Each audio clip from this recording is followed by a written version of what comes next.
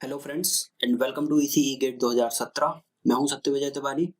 तो इसके पिछले वीडियोज में अपन ने देखा था पल्स कोड मॉड्यूलेशन और डिजिटल पल्स कोड मॉड्यूलेशन। तो मैं जानता हूं अभी काफी लोगों को कुछ चीजें इसमें से समझ में नहीं आ रही होगी, तो आपको टेंशन लेने वाली बात नहीं है, इनको अपन डिटेल से आगे पढ़ने वाले हैं। तो अभी जितनी चीजें आपको इसमें से समझ में आए वो आप देख सकते हैं, फॉर्मूलेज आप याद रख सकते हैं, इनसे आप कुछ क्वेश्चंस एग्जाम में कन्वर्ट कर सकते हैं। तो इसमें अपन देखते हैं डेल्टा मॉडुलेटर। इसके पिछली स्लाइड में अपन ने देखा था पल्स कोड मॉडुलेशन और डिजिटल पल्स कोड मॉडुलेशन।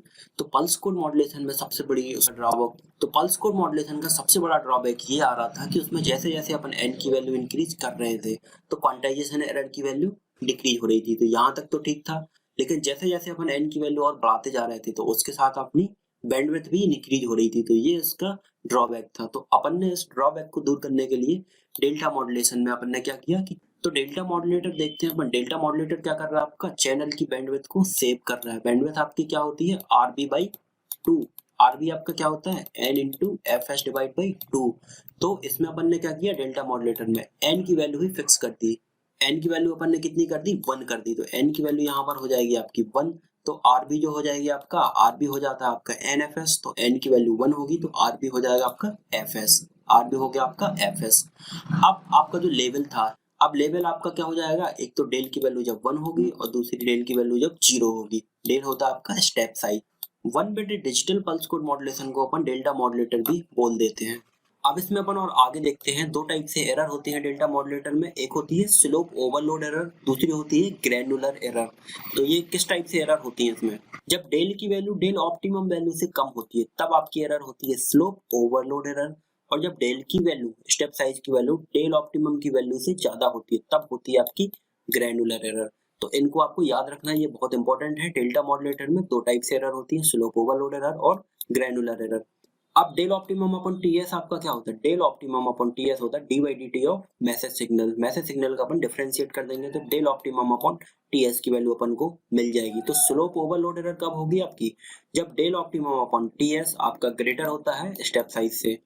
तो del optimum upon TS is greater than del upon TS, तब आपकी स्लोप ओवरलोड एरर होगी। और डेल ऑप्टिमम अपॉन टीएस आप कैसे निकाल सकते हैं, जैसे मैसेज सिग्नल गिवन है तो उसका आप डिफरेंशिएट कर देंगे तो डेल ऑप्टिमम अपॉन टीएस की वैल्यू कैलकुलेट कर सकते हैं। ये हुई आपकी स्लोप ओवरलोड एरर। और ग्रैनुलर एरर क्या होती है, डेल ऑप्टिमम अपॉन टीएस की वैल्यू जब डेल से कम होती है तो वो होती है आपकी ग्रैनुलर एरर। तो ये आपको इनकी कंडीशन याद रखनी है, कब कौन सी एरर होती है डेल्टा मॉडुलेटर में। डेल ऑप्टिमम अपॉन टीएस को अपन कैसे लिख सकते हैं, डेल ऑप्टिमम अपॉन टीएस होता है आपका D by D T of M T. Message signal आपका क्या होता है, मैसेज सिग्नल होता है आपका A M cos 2 pi F M T. तो इसका अपन ने डिफरेंशिएशन किया, तो डिफरेंशिएशन किया तो कितना हो जाएगा, ए एम और एफ एम बाहर आ जाएगा। तो ए एम एफ एम और 2 पाई बाहर आ जाएगा तो 2 पाई ए एम एफ एम भी अपन इसको लिख सकते हैं। अब डेल्टा मॉडुलेटर के बाद एक और टर्म आपका आता है adaptive delta modulator. Adaptive delta modulator आपका क्या करता है, इसमें ना तो स्लोप ओवरलोड एरर होती है ना ही ग्रैनुलर एरर होती है। तो ये एडवांस फॉर्म है आपका काय का, डेल्टा मॉडुलेटर का। डेल्टा मॉडुलेटर में स्लोप ओवरलोड एरर हो रही है और ग्रैनुलर एरर, तो उसको दूर किया एडेप्टिव डेल्टा मॉडुलेटर में। तो ये हुआ आपका पीसीएम, डीपीसीएम, डेल्टा मॉडुलेटर और एडेप्टिव डेल्टा मॉडुलेटर। अब इसके बाद अपन स्टार्ट करते हैं बाइनरी सिग्नलिंग स्कीम। जैसा कि अपन ने क्लासिफिकेशन में देखा था, तो बाइनरी सिग्नलिंग स्कीम में आपके आते हैं कौन कौन से, एएसके, पीएसके, एफएसके। तो इसमें देखते हैं एएसके, पीएसके और एफएसके। इसमें क्या होता है, binary signalling scheme. Binary scheme में आपका क्या होगा, या तो 0 ट्रांसमिट होगा या 1 ट्रांसमिट होगा। तो only 1 bit transmit through free space in at a time instant. या तो आप 0 ट्रांसमिट करेंगे या 1 ट्रांसमिट करेंगे बाइनरी सिग्नलिंग स्कीम में। इसको क्या बोलते हैं, सिग्नलिंग भी बोलते हैं, स्विचिंग भी बोलते हैं या कीइंग भी बोलते हैं।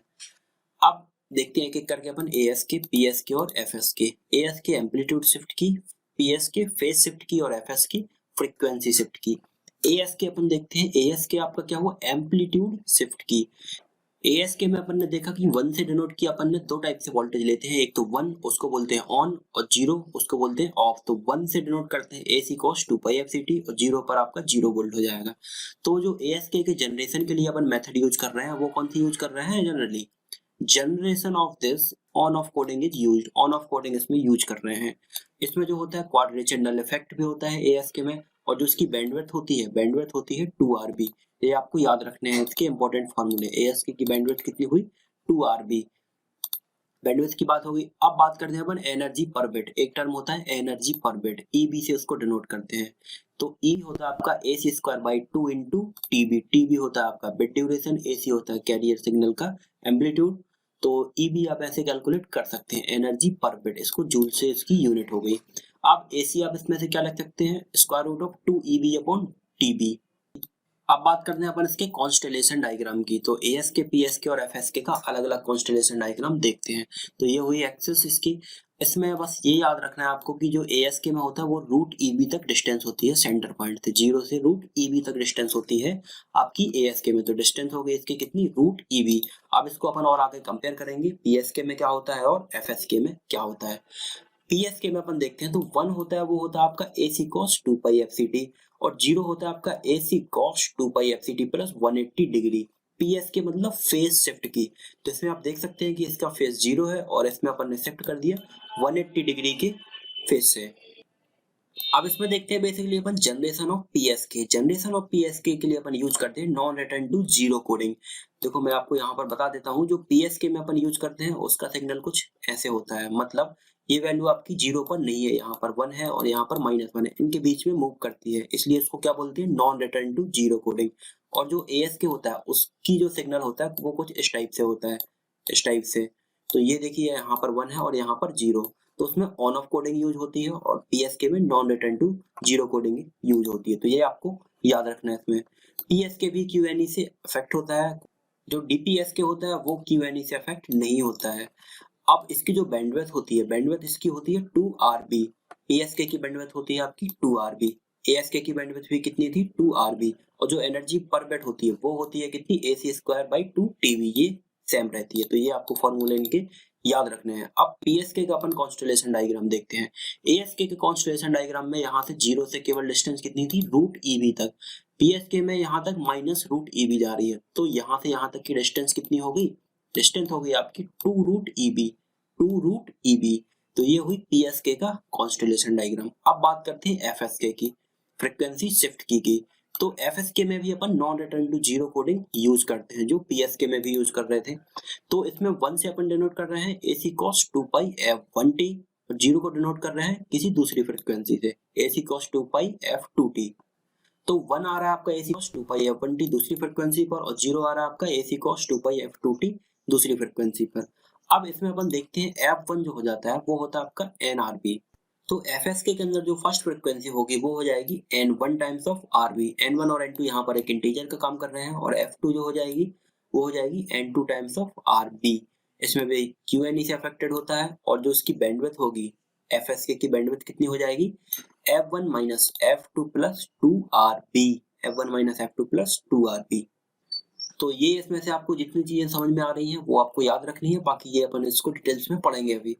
तो FSK needs high bandwidth compare to PSK and ASK। तो अपन ने जो PSK की बैंडविड्थ देखी और ASK की बैंडविड्थ देखी, तो बैंडविड्थ कितनी आ रही थी, 2 टाइम्स ऑफ RB। लेकिन FSK की बैंडविड्थ की बात करें तो इसमें F1 माइनस F2 जो अपन अलग अलग फ्रीक्वेंसी यूज कर रहे थे 1 और 0 के लिए, तो वो इसमें एक्स्ट्रा ऐड हो रहा है। तो FSK की बैंडविड्थ ज्यादा है ASK और PSK के कंपैरिजन में। तो ये चीजें आपको इसमें याद रखनी है। और जो एनर्जी पर बिट होती है, एनर्जी पर बिट तो वही होती है AC स्क्वायर बाई 2 TB। तो इसके कॉन्स्टेलेशन डायग्राम में आप इस टाइप से होता है FSK का कॉन्स्टेलेशन डायग्राम। रूट EB तक यहाँ पर डिस्टेंस रहती है और रूट EB तक यहाँ पर डिस्टेंस रहती है। तो यहाँ से यहाँ तक की डिस्टेंस कितनी हो जाएगी, आप पाइथागोरस प्रमेय में लगाएंगे, रूट EB ये डिस्टेंस है, रूट EB ये डिस्टेंस है, स्क्वायर रूट 2 EB आ जाएगी पाइथागोरस प्रमेय से यहाँ तक की डिस्टेंस। इसमें क्या होती है, ऑर्थोगोनल टू ईच अदर। आप देख सकते हैं ये और ये एक दूसरे के ऑर्थोगोनल है। अब अपन इसमें देखते हैं, अब ASK, PSK और FSK को अपन कंपेयर करते हैं प्रोबेबिलिटी ऑफ एरर के अकॉर्डिंग। तो ये हुआ आपका FSK का कॉन्स्टेलेशन डायग्राम। PSK का कॉन्स्टेलेशन डायग्राम आपका इस टाइप से था, यहाँ पर माइनस रूट EB और यहाँ पर प्लस रूट EB, और जो ASK का था वो था केवल यहाँ पर रूट EB। तो आप प्रोबेबिलिटी ऑफ एरर जो होती है उसमें आप देख सकते हैं ASK में सबसे ज्यादा होती है, क्योंकि यहाँ से यहाँ तक की डिस्टेंस बहुत कम है, तो इसमें प्रोबेबिलिटी एरर बहुत ज्यादा हो जाएगी।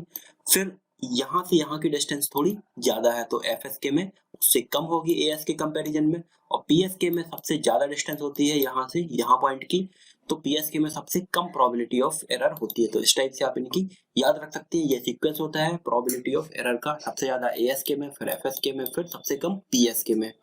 ये हुई आपकी बाइनरी सिग्नलिंग स्कीम। अब एम एरे सिग्नलिंग स्कीम देखते हैं। एम एरे सिग्नलिंग स्कीम में अपन देखते हैं क्या करते हैं इसमें, जो अपनी एएसके, पीएसके और एफएस थे, बाइनरी सिग्नलिंग स्कीम इसमें यूज कर रहे थे, जो अपन ने अभी देखे हैं इसमें।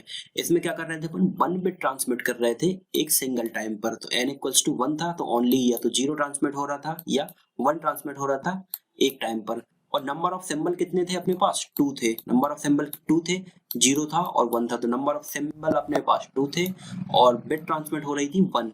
किसमें, बाइनरी सिग्नलिंग स्कीम में, बाइनरी सिग्नलिंग स्कीम में। तो एम एरे सिग्नलिंग स्कीम में अपन ने इसको और एक्सटेंड किया। तो यहाँ पर एक चीज और आपको याद रखनी है, यहाँ पर एरे का मतलब आपका किस चीज से है, नंबर ऑफ सिंबल, कितने सिंबल आपके ट्रांसमिट कर रहे हैं।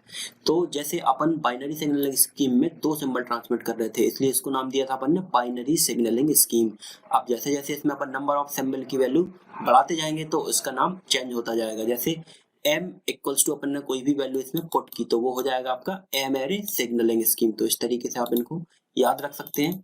तो जो स्कीम अपन ने पीछे देखी, these schemes are also called binary signalling scheme और टू एरे, क्योंकि इसमें 0 और 1 दो कॉम्बिनेशन थे अपने पास, तो इसको क्या बोलेंगे, टू एरे या बाइनरी सिग्नलिंग स्कीम। अब जैसे 4 एरे पीएसके है अपने पास, 4 एरे का मतलब मैंने आपको क्या बताया कि नंबर ऑफ सिंबल कितने आपके ट्रांसमिट हो रहे हैं। तो 4 एरे में आपके 4 सिंबल ट्रांसमिट हो रहे होंगे, मतलब 2 बिट एक टाइम पर ट्रांसमिट हो रही होंगी। जैसे 0 0 0 1 1 0 या 1 1, तो 2 बिट एक टाइम पर ट्रांसमिट हो रही है, 2 बिट एक टाइम पर, 2 बिट एक टाइम पर और 2 बिट एक टाइम पर। तो इसको आप एरे देख सकते हैं, इसमें कितना बन रहा है 4, तो इसको क्या बोल रहा है 4 एरे पीएसके, और 2 बिट इसमें एक सेम टाइम पर ट्रांसमिट हो रही है। तो n इक्वल्स टू हो जाएगा आपका 2। तो नंबर ऑफ पॉसिबल सिंबल इसमें m इक्वल्स टू 4 थे, इसलिए इसको क्या बोलते हैं 4 एरे पीएसके। जो इसकी बैंडविड्थ होगी आपकी, वो होती है आरबी। अब इसकी बैंडविड्थ कैसे कैलकुलेट कर सकते हैं, बाइनरी के लिए अपन ने बैंडविड्थ देखी थी, अपनी कितनी हो रही थी 2 आरबी। अब यहाँ पर अपन ने 4 एरे पीएसके यूज किया। 4 एरे मतलब 2 बिट ट्रांसमिट हो रही है, मतलब n की वैल्यू कितनी है 2। तो जब अपन एम एरे सिग्नलिंग स्कीम की बात करते हैं तो उसको n से डिवाइड करते जाते हैं, तब आप बैंडविड्थ उसकी कैलकुलेट कर सकते हैं। तो 2 RB/n। तो यहाँ पर जैसे अपन देखते हैं कि 8 एरे पीएसके की बैंडविड्थ कितनी हो जाएगी, 8 एरे मतलब 3 सिंबल एक टाइम पर, 8 एरे 3 सिंबल, मतलब जैसे 0 0 0 0 0 1 0 1 0, इस टाइप से आप 8 का कॉम्बिनेशन इसमें बना सकते हैं। तो 3 सिंबल एक टाइम पर ट्रांसमिट हो रहे हैं, तो 8 एरे पीएसके के लिए बैंडविड्थ कितनी हो जाएगी 2 RB/3। n की वैल्यू कितनी है 3 है, तो 2 RB/3 मतलब 0.6 RB हो जाएगी। इसको अभी अपन और आगे देखते हैं। तो 8 एरे पीएसके के लिए जो बैंडविड्थ हो जाएगी 2 RB/3, 0.6 RB। अब इसमें अपन और आगे देखते हैं। मान के चलिए इसमें अपन ने 1 बिट ट्रांसमिट की, तो ये आपके क्या है बैंड पास है। तो 0 आपका यहाँ कहीं होगा और दूर कहीं पर आपका ये सिग्नल होगा किसी फ्रिक्वेंसी fc पर। तो fc प्लस 1/TB हो जाएगा मैक्सिमम और fc माइनस 1/TB इसकी हो जाएगी मिनिमम। तो जो इसकी बैंडविड्थ होगी जब अपन ने 1 बिट ट्रांसमिट की, ये देखिए आप 0 से दूर इसलिए है क्योंकि ये बैंड पास सिग्नल है। तो इसकी जो बैंडविड्थ हो जाएगी वो हो जाएगी 2 RB। तो इसकी बैंडविड्थ कितनी हो जाएगी, मैक्सिमम माइनस मिनिमम। तो fc plus 1/TB minus fc minus 1/TB, तो fc कैंसिल हो जाएगा और हो जाएगा आपका कितना 2/TB, और 1/TB आपका होता है RB। तो 2 RB हो गई इसकी बैंडविड्थ जब अपन 1 बिट ट्रांसमिट कर रहे थे या बाइनरी सिग्नलिंग स्कीम जब अपन यूज कर रहे थे। अब जैसे अपन ने इसका कॉम्बिनेशन बढ़ा दिया, 2 बिट ट्रांसमिट की, 2 बिट अपन ने ट्रांसमिट की, तो यहाँ पर क्या हो जाएगा fc प्लस 1/2TB और fc माइनस 1/2TB। तो इसकी बैंडविड्थ कितनी हो जाएगी RB। इसकी बैंडविड्थ RB कैसे हो जाएगी, मैक्सिमम माइनस मिनिमम। तो इसमें से आप जब इसको घटाएंगे तो आपका कितना आ जाएगा RB। और 3 बिट ट्रांसमिट की तो कितनी हो जाएगी बैंडविड्थ 2 RB/3। तो इस तरीके से आप इनको कैलकुलेट कर सकते हैं। तो इससे अपन ने कंक्लूजन क्या निकाला, as number of bit transmit as a bunch, जैसे जैसे अपन बंच में नंबर ऑफ बिट इंक्रीज करते जा रहे हैं ट्रांसमिट के लिए, then the bandwidth is decrease but complexity increase. आप देखिए पहले बैंडविड्थ 2 RB थी, फिर 2 बिट ट्रांसमिट की तो RB हो गई, फिर 3 ट्रांसमिट की तो अपन ने 2 RB/3 हो गई। तो बैंडविड्थ क्या हो रही है, कम हो रही है। लेकिन बैंडविड्थ कम हो रही है उसके साथ साथ सर्किट की कॉम्प्लेक्सिटी बढ़ रही है। Phase shift in M ary P S K, M ary P S K में जो फेज शिफ्ट होता है वो होता है 2 पाई बाई एम, और जो बैंडविड्थ होती है एम एरे पी एस के की वो होती है आपकी 2 R B by N. Bandwidth का फॉर्मूला बहुत इंपॉर्टेंट है, वो आपको याद रखना है, 2 आर बी बाई एन। मतलब एम की वैल्यू जैसे आपने 8 रखी तो एन की वैल्यू यहाँ पर कितनी हो जाएगी, 3 हो जाएगी। एम की वैल्यू अगर अपन ने यहाँ पर 4 रखी तो एन की यहाँ पर 2 हो जाएगी। इस तरीके से आप इनको कैलकुलेट कर सकते हैं, इनकी बैंडविड्थ। और M ary P S K में अपन जो एनर्जी पर बिट यूज कर रहे थे उसमें भी यहाँ पर एन का मल्टीप्लाई हो जाएगा। जैसे जैसे एम की वैल्यू बढ़ाते जाएंगे तो यहाँ पर एन की वैल्यू मल्टीप्लाई होती जाएगी। जैसे ए सी स्क्वायर बाई 2 टी बी था तो एन की वैल्यू इसमें आगे मल्टीप्लाई होती जाएगी एम एरे पी एस के लिए। अब जो 4 एरे पी एस के का जो कॉन्स्टेलेशन डायग्राम होगा वो कुछ इस टाइप से होगा, root E S root E S root E S root E S, और इनके बीच में जो डिस्टेंस होगी या जो फेज शिफ्ट होगा वो होता है 90 डिग्री का फेज शिफ्ट। और 8 एरे पी एस के का जो कॉन्स्टेलेशन डायग्राम होगा वो कुछ इस टाइप से होगा 8 एरे पी एस के का। और डिस्टेंस बिटवीन सिग्नलिंग पॉइंट, जो ये सिग्नलिंग पॉइंट है और ये सिग्नलिंग पॉइंट है, तो इनके बीच की डिस्टेंस होती है 2 रूट ई एस, क्योंकि पी एस के की जो डिस्टेंस होती थी, पी एस के का जो अपन ने देखा था यहाँ पर रूट ई बी और यहाँ पर रूट ई बी, तो इनके बीच की जो डिस्टेंस थी 2 रूट ई एस थी। ये क्या था, बाइनरी पी एस के में, बाइनरी सिग्नलिंग की में। और यहाँ पर जब 4 एरे और 8 एरे यूज कर रहे हैं तो इनके और इनके बीच की डिस्टेंस जो हो जाएगी D12, वो होती है 2 रूट ई एस और साइन पाई बाई एम, क्योंकि इनके बीच में फेज शिफ्ट भी हो रहा है तो साइन पाई बाई एम। इस टाइप से आप इनको कैलकुलेट कर सकते हैं। और probability of error of BPS के एंड क्यूपीएस के विल बी सेम। जो प्रोबेबिलिटी ऑफ एरर होती है वो बाइनरी फेज शिफ्ट की और क्वाड्रेचर फेज शिफ्ट की के लिए लगभग सेम होती है। तो ठीक है फ्रेंड्स, इसके साथ ही आपके डिजिटल कम्युनिकेशन के फॉर्मूलेज भी लगभग खत्म होते हैं। तो इसमें से जितने फॉर्मूले या जितने पॉइंट आपको समझ में आए हों वो आप याद रखिए, बाकी इनको अपन डिटेल से और आगे पढ़ेंगे। तो ठीक है फ्रेंड्स, ये वीडियो आपको अगर पसंद आ रहा हो तो इनको लाइक जरूर करें, सब्सक्राइब करें और कमेंट करें। Thank you friends.